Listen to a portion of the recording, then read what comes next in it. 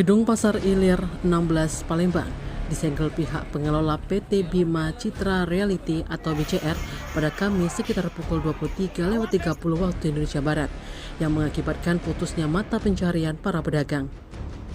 Hingga Jumat sore, PT BCR tak kunjung membuka segel di Gedung Pasar 16 Palembang sehingga ribuan pedagang ini tak bisa berjualan.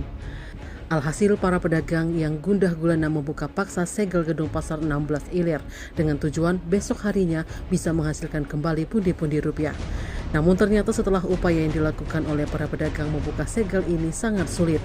PT BCR melapis pagar segel dengan gembok tambahan.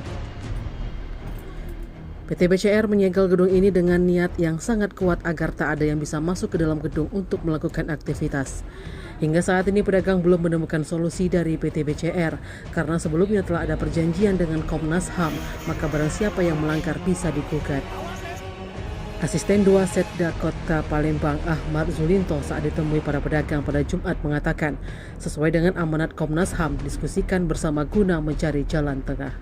Tim Liputan Sumsel Update TV melaporkan.